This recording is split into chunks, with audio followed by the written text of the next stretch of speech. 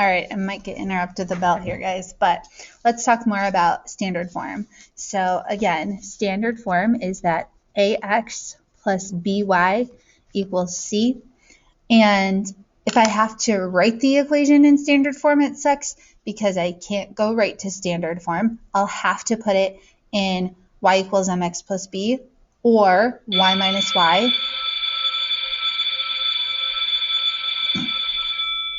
equals m parentheses x minus x, our point float form. I have to put it in one of those two forms first, and then I have to rearrange it so that it looks like this. Also, standard form kind of sucks for graphing because a, b, and c tell me nothing about the graph. So we could rearrange it back and put it in y equals mx plus b and then graph.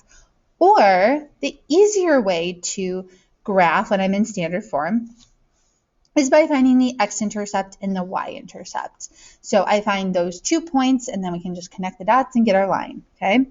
So to find the X-intercept, that point will always be some number, comma, 0. And graphically, that makes sense because your X-intercept is, boop, right where it touches the x-axis, which is not up or down at all, which is why the y is 0. So since y will be 0, always when we're trying to find an x-intercept, we can just replace y with 0. And 0 on its own is not necessary, and 0 times anything makes it 0, so unnecessary, so it just goes away. And then we just solve for x. So get x alone, and x will be 2 in this case. So when I write it as an ordered pair, it will be 2, 0. Okay, so another one to try here. Again, if I'm trying to find the x-intercept, I'm going to solve for x, which means that y has to be 0. So when I put in 0 and multiply it to any number, it's 0, it disappears, boop, it's gone. You just have 3x equals 6. And then to solve for x, I divide 3. And it's just a coinky-dink that it happens to be 2 again. It's not always going to be 2. So 2, 0 is where the x-intercept is. Now, we have the same equations over here because this only gets me one spot on the graph. And I need 2 spots to be able to connect the dots, make a line.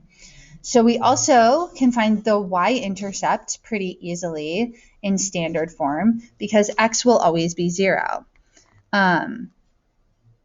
The point itself will be 0, x, and that's because graphically, we talked about this before, the y-intercept is exactly where the line touches the y-axis, which isn't left or right at all, so right on 0. So to find the y-intercept, we let x be 0, so in place of x, I put 0, and 0 times anything is 0, so this just goes away. And y is alone, so y is 4. And as an ordered pair, we write that as 0, 4 because x was 0, and I found that y was 4. On this one down here, if I want to find the y-intercept, again, I'm trying to figure out what y is, so to do that, x needs to go away. So I put 0 in for it. 0 times anything is nothing, so it disappears, and you're left with negative 2y equals 6. Divide both sides by negative 2. So y is negative 3. And as an ordered pair, that would look like 0, negative 3. Now, once I have my x and my y-intercept, I can just plot each of these points. So I'd plot like 2, 0, and then negative 3, 0, and like connect the dots. And there you go. So that's what we're going to try on the inside here, like a bajillion times. So to do it really quickly, what I like to do, instead of plugging everything in, because the 0 is just going to make stuff disappear, when x is 0, it goes away. Y is alone, it's 3. When y is 0, y goes away, x is alone, so x is 3. Then I just go plot each of those points. So 0, 3 is the y-intercept, and then 3, 0 is the x-intercept. And I really want a straight edge. I want straight lines. I can't do it. I need straight lines. Bang, rang, there you go. Going right underneath that. If I put 0 in for x, to get y alone, I just need to divide -1. So it'll be -4.